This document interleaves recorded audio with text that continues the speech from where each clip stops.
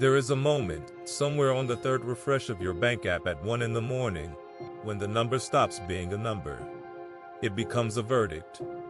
You are not checking a balance. You are asking a question, and the screen is answering it for you. The question is, am I going to be okay? And the screen, every time, says maybe. The blue light catches your face. The kitchen is quiet. The refrigerator hums. You close the app. You open it again. The number has not moved. You have. Tonight we are going to walk through what the Stoics knew about this exact moment, 2,000 years before there was a screen to refresh. And by the end you will know the 3 filters that turn the bank app from a verdict back into a tool. We are going to call this architecture the sufficient sum. The first piece is the ledger you are actually keeping. The second is the threshold where the math stops working. And the third is the theft the bank app does not show you on the receipt. If you have ever opened your bank app at 1 in the morning and felt the number turn into a verdict, drop a 1 in the comments. That's it. Just a 1. And if any of this is starting to sound familiar, hit like. The like button is what tells the algorithm to send this to the next person sitting up at 1 in the morning. Probably someone in your time zone. Probably tonight. Money anxiety is not really about money. That is the first thing to put on the table. It is 2 systems running on top of each other, and most of us have never separated them. The first system is the cortisol spike. The body's threat response, the vault for ancient hunger and the missing herd, firing now at a software notification. The second system is what the researchers call the scarcity-mind. The mental narrowing that happens when bandwidth is being consumed by a single number. The cortisol does not care if your savings are on track. The scarcity mind does not care if you slept. They are both running, both at once, and they are both telling you the same thing in different voices. You are not safe. The Stoics did not have these words, but they had the moment. Seneca, the richest Stoic, wrote more about money anxiety than about any other subject he taught on, because he knew the cure was not the salary. Marcus Aurelius, the emperor, the wealthiest man in his world, wrote about the anxiety as if he had it himself. Because he did. One quick disclaimer before we go further. This is education, not therapy. If the late-night spirals are pulling under, please talk to a clinician. What follows is a frame, not a treatment. We are going to call this architecture the sufficient sum. 3 pieces. 1 stance. Sufficient is not a number you wait to hit. It is a line you draw before the bank app ever asks the question. The sufficient sum has 3 filters. The ledger, the threshold, the theft. We are going to walk all 3. If at the end of this it feels less like a verdict and more like a tool, you do not have to do anything.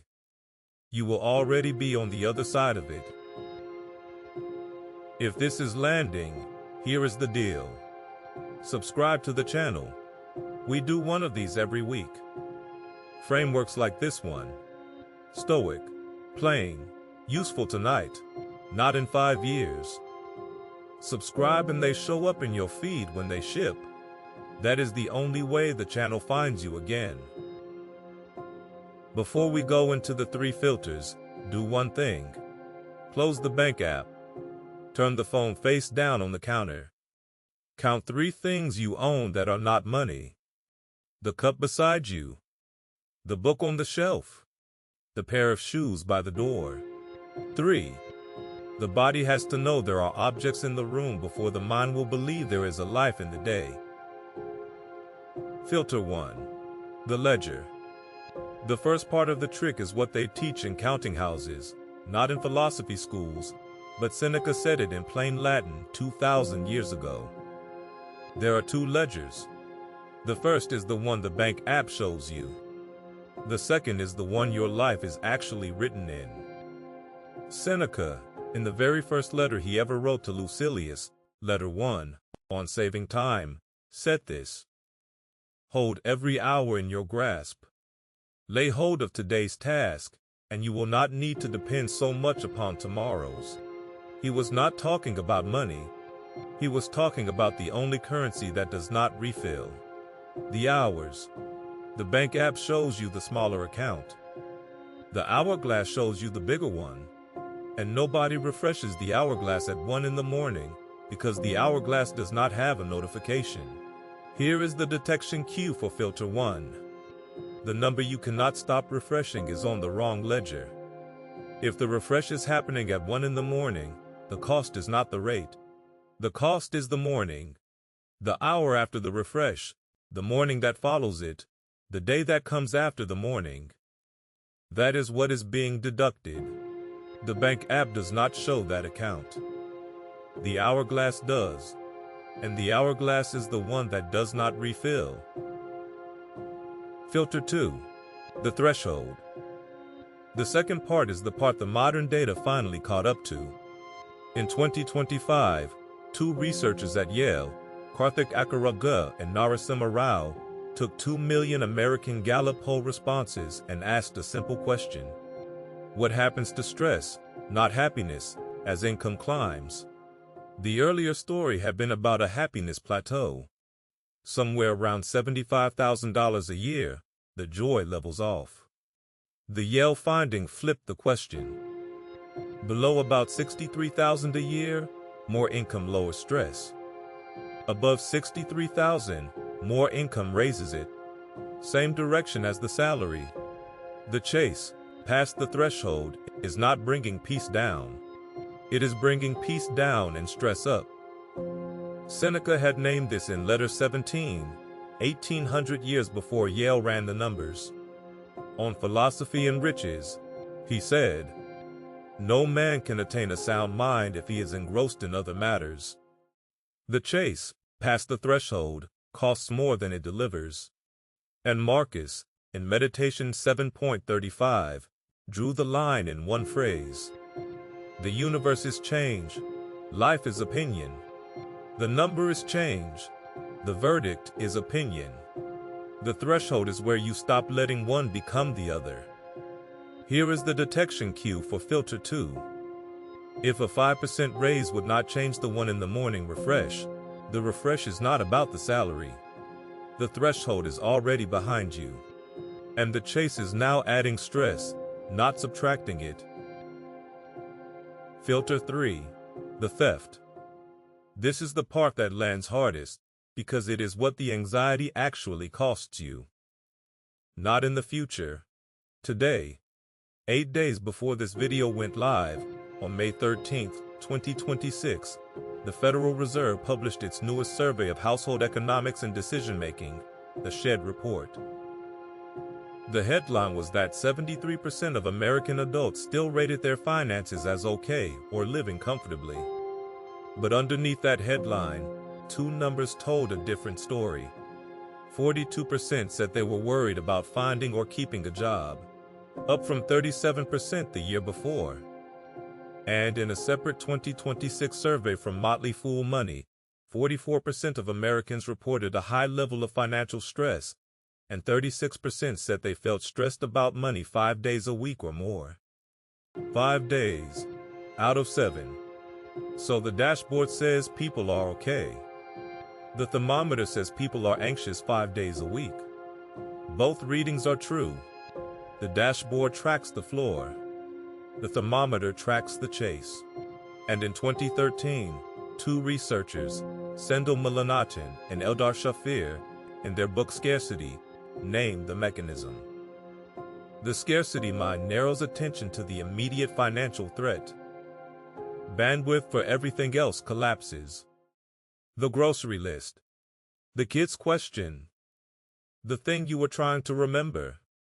The cruelest part of their finding, repeated in study after study, was this: the people most worried about money make the worst long-term financial decisions because the worry has eaten the bandwidth they would need to make better ones. Seneca, 2,000 years before the Fed, had named the same thing in On the Shortness of Life. It is not that we have a short time to live, he wrote, but that we waste much of it. He was not talking about death. He was talking about the hour you just spent refreshing the screen. The number you were chasing did not move. The hour, however, is gone. Detection cue for filter 3. If you cannot remember what you did between 10 and midnight, the bank app remembers, and that is the receipt. The hour was billed. So here is the sufficient sum, fully named. 3 filters: the ledger, the threshold, the theft. The ledger says the bank app shows the smaller account. The hourglass shows the bigger one. The threshold says, past the basic floor, more income brings more stress, not less. Yale measured it in 2025. Seneca named it in Letter 17. Same finding, 1800 years apart. The theft says, the hour you spent refreshing did not move the number. The hour, however, is gone. 3 filters, 1 stance. The sufficient sum is not what the bank app tells you. It is the line you draw in plain ink before the bank app ever asks the question. If you have walked with us through the inner scoreboard, you already have the shape of this. The salary was the scoreboard. The sufficient sum is what your life actually costs in time. The scoreboard is what other people are reading off your forehead. The sum is what you are keeping. 2 different ledgers. Same Stoic instinct. Stop using the wrong one for the wrong question. Here is the line. Say it once with me, even if only in the kitchen. You are not bad with money. You are running the bank app like a verdict. Sufficient is not a number. It is a stance. 3 diagnostic questions before we leave the takeaway. Question 1. Does the bank app number feel like a verdict? If yes, that is the ledger. Your life is being kept on the wrong account. Question 2. Would a 5% raise stop the 1 in the morning refresh? If no, that is the threshold. The chase is happening above the line where the math stops working. Question 3. Can you remember what you did between 10 and midnight last night? If no, that is the theft. The hour was billed. 3 answers. 1 sufficient sum. Not a story about being bad with money. A story about an architecture that was running on the wrong ledger, past the threshold, and stealing the only currency that does not refill. 3 concrete practices. Pick one tonight. The first is the bank app curfew. After 10 in the evening, the bank app does not get opened. Set the phone to grayscale. Put the phone in a drawer. The number will still be there at 6 in the morning. The hour, if you let it, will not be. The second is the sufficient sum number. Sit down on a Tuesday afternoon with a coffee and write one number on a page. The smallest annual figure that would let you keep the shape of the day you actually want. Not the one your feed shows you. Yours. Write it once, fold the page, put it in a book you will not lose. The third is the time cost sentence. When the chase starts, say one sentence out loud. This hour or that number. Then choose the hour. Out loud, even quietly. The sentence is what makes the choice visible. You do not need all 3. Pick the one that is closest to the door tonight. That is the sufficient sum. Ledger. Threshold. Theft. 3 pieces, 1 stance. The bank app is going to keep notifying. The number is going to keep moving. Sufficient is not a target you hit. It is a line you draw on a Tuesday afternoon in plain ink with the phone face down. So here is the one thing to do tonight. Not tomorrow. Tonight. Open a notebook or the Notes app on a different device than your bank app, and write one sentence. Sufficient for me looks like, and finish the sentence. Not the salary, not the figure, the shape of the day you are willing to keep, in plain ink, in your handwriting. Tomorrow morning the bank app will say its number, and the page will say yours. The page will be older by then. So will you. And in the comments, 3 words. The first thing you noticed when the bank app stopped feeling like a tool and started feeling like a verdict. Mine, when I lived it, was the kitchen. The refrigerator humming. The screen too bright. Yours might be the math no longer adding. Whatever it is, write it down once tonight. The screen does not need it. The page might. Subscribe and keep one of these in your back pocket every week. Daily Stoic mentality. Ancient wisdom for the modern mind.